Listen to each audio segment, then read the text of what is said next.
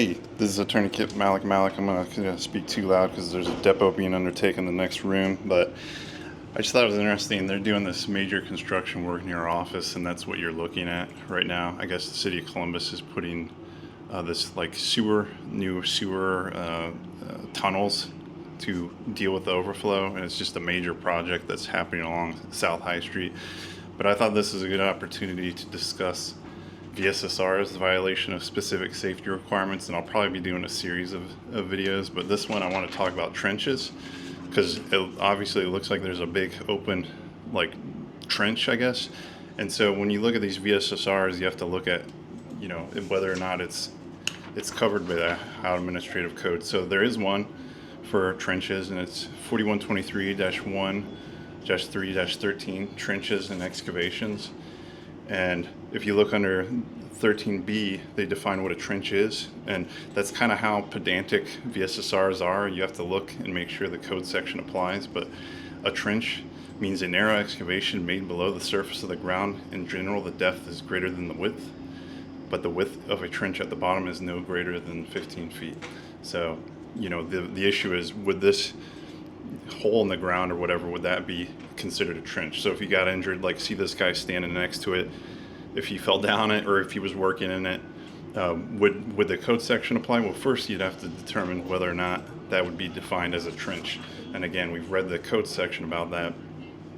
And then another important thing, really when we see workers' comp injuries and VSSRs, is when the trench walls collapse and people will, you know, either get buried or they get severely injured or crushed by rock and debris from the side. So there is 4123-1-13D2. It talks about when the sides of trenches are unstable or soft material, 5 feet or more in depth, then they shall be shored, sheeted, braced, sloped, or otherwise supported by means of sufficient strength to protect the employees working within them. So if you're at the bottom of that trench, you know, the issue would be, is the material softer, soft material surrounding it. I don't know, looking at this I can't really tell, but if it's not soft material, then if 4123-1-13-3-13D3, they talk about size of trenches in hard compact soil, and they talk about the specific shoring requirements in that instance. Now, what's interesting, if we go down to D6, that says when employees are required to be in trenches 4 feet deep or more, an adequate means of exit, such as ladder or steps, shall be provided and located so as to require no more than 25 feet of lateral travel. So if we look at the left, we could see that they do in fact have a ladder sitting there. So it looks like, the question would be, if the thing was collapsing, could you get out of it?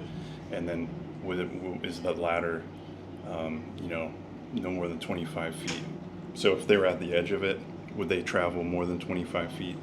If they had to travel more than 25 feet to get to the ladder, there might be a VSSR, and that might be the actual code that applies. And then I just want to draw your attention to D9, which talks about portable trench boxes, safety cages, or sliding trench shields. So I think that's what's actually in place right here. I think those are sliding trench shields.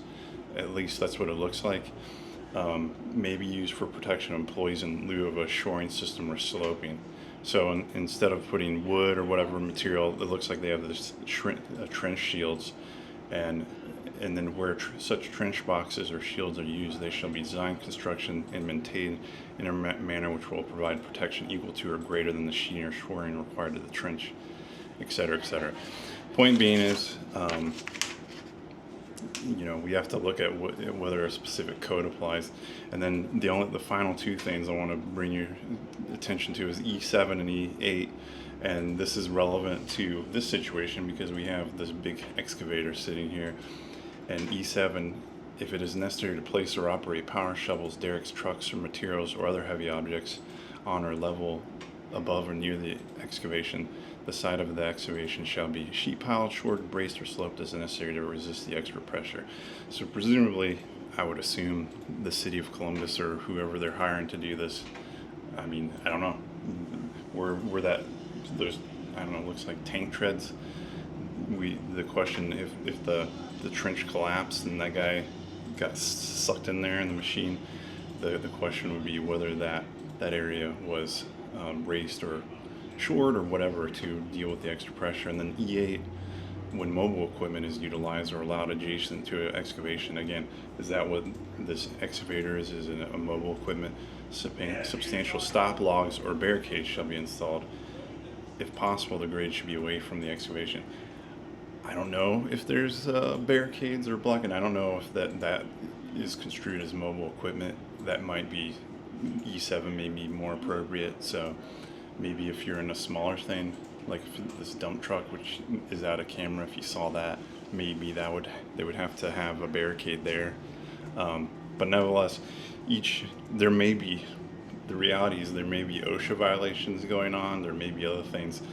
But in general, I'm assuming this is a professional operation. I'm assuming they're doing things in a safe manner.